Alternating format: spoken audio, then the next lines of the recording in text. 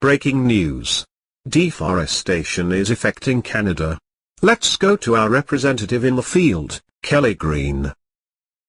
I'm standing here in the middle of the boreal forest in British Columbia, Canada. These trees behind me are some of the few that are still standing through the ongoing process of deforestation. Deforestation is the process of removing trees from pieces of land by either cutting or burning them. In 2005, an estimated 56,000 hectares were deforested in Canada. This affected less than 0.02% of Canada's forests. About two-thirds of this deforestation occurred in Canada's boreal forest, mainly in Alberta, Saskatchewan, and Manitoba. In Canada prior to 2000, less than 8% of the boreal forest was protected from development, and more than 50% has been allocated to logging companies for cutting. Deforestation can happen for a number of reasons: urban development, transportation, hydroelectric development, and the extraction of natural resources. The old form of clear cutting from the 1800s and very early 1900s was an economic practice. Since most trees at that time were large, old-growth timber, nearly all were usable, and therefore all timber was cut. The exploitation of thousands of acres, in addition to the use of creeks as skid trails, roads, and flumes, left the region's forest resources in an apparent state of ruin. The profession of forestry sprouted in reaction to the practice, and foresters sought to ease the impact of logging by creating selection management, a selection process whereby small sections of trees are cut down rather than clear-cutting a large area. Deforestation has had many negative effects on the environment. The most dramatic impact is the loss of habitat for millions of species. 70% of Earth's land animals and plants live in forests, and many cannot survive the deforestation that destroys their homes. Deforestation also drives climate change. Forest soils are moist, but without protection from sun-blocking tree cover, they quickly dry out. Trees also help maintain the water cycle by returning water vapor back into the atmosphere. Without trees to continue to do these jobs, many forest lands can quickly become barren deserts. Removing trees deprives the forest of parts of its canopy, which blocks the sun's rays during the day and holds in the heat at night. This disturbance leads to more extreme temperature swings that can be damaging to plants and animals.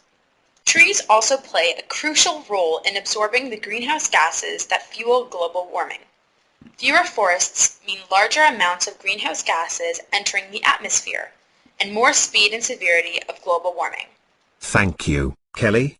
Recent contributions to deforestation in Canada is the Keystone XL pipeline that is proposed to carry oil from Canada to the US. The Keystone pipeline is a proposed 1,890 kilometers or 1,179-mile, 36-inch diameter crude oil pipeline, beginning in Hardisty, Alberta, and extending south to Steel City, Nebraska. It will be able to transport 830,000 barrels of oil per day. In a report released in March, the U.S. State Department declared the pipeline would have little impact on the environment. The report said other options to get the oil from Canada to Gulf Coast refineries were worse for climate change.